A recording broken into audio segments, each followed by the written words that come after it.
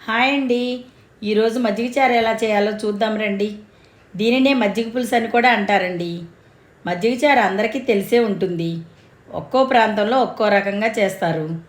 మజ్జిగ చారు చేయడం చాలా ఈజీ అండి. ముందుగా ఒక బౌల్ తీసుకుని దానిలో 1/2 కేజీ పెరుగును తీసుకోండి. మనం తీసుకునే పెరుగు కొంచెం పుల్లగా ఉంటే మజ్జిగ చారు చాలా రుచిగా ఉంటుందండి. ఇలా బౌల్లోకి తీసుకున్న పెరుగును బీటర్ సహాయంతో బాగా చిలకండి. గడ్డలు లేకుండా స్మూత్గా ఉండేటట్లు చిలకండి. బాగా చిలికిన తర్వాత మాత్రమే వాటర్ యాడ్ చేసుకోండి. మజ్జిగ పులుసును చిక్కగా కావాలంటే కొంచెం తక్కువ వాటర్ కలుపుకోండి. లేదంటే మీ ఇష్టాన్ని బట్టి కావాల్సిన వాటర్ యాడ్ చేయండి.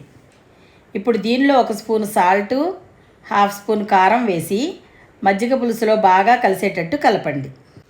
ఇప్పుడు స్టవ్ వెలిగించి ప్యాన్ పెట్టుకుని 2 గిన్నెలు నూనె వేసి నూనె వేడెక్కిన తర్వాత దానిలో 1 స్పూన్ పచ్చిశనగపప్పు, 1/2 స్పూన్ జీలకర్ర, 1/2 స్పూన్ ఆవాలు వేసి అవి వేగుతున్నప్పుడు 4 నిలువుగా కట్ చేసిన పచ్చిమిర్చి, 3 ఎండుమిర్చిని ముక్కలుగా కట్ చేసి తాలింపులో వేసి వాటితో పాటు కొంచెం కరివేపాకు వేసి ఇవన్నీ దోరగా వేయించండి.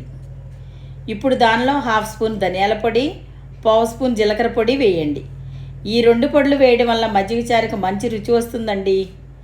దీనిలో 1/2 స్పూన్ పసుపు వేసి కొంచెం కొత్తిమీర వేసి కొత్తిమీర పూర్తిగా వేగకముందే మనం రెడీ చేసి పెట్టుకున్న మజ్జిగ పులుసు తాలింపులో కలపండి. తాలింపులో కలిపిన మజ్జిగ చారును బాగా కలిపి సన్నగా తరిగి పెట్టుకున్న ఉల్లిపాయలను వేసి దించేయండి. ఈ మజ్జిగ పులుసు తాలింపులో కలిపిన తర్వాత వేడి చేయాల్సిన పని లేదండి. అలా వేడి చేస్తే మజ్జిగ విరిగిపోతుంది. అందుకే వెంటనే దించేయండి. ఇలా తయారు చేసిన మజ్జిగ చారుని వేడివేడి అన్నంలో ఆమ్లెట్ కాంబినేషన్లో తింటే చాలా రుచిగా ఉంటుందండి. ఈ వేసవికాలంలో చలువ చేసే మజ్జిగ చారును మీరు కూడా ఒకసారి ట్రై చేయండి. మా వీడియో మీకు నచ్చినట్లయితే లైక్ చేయండి, షేర్ చేయండి, సబ్స్క్రైబ్ చేయండి.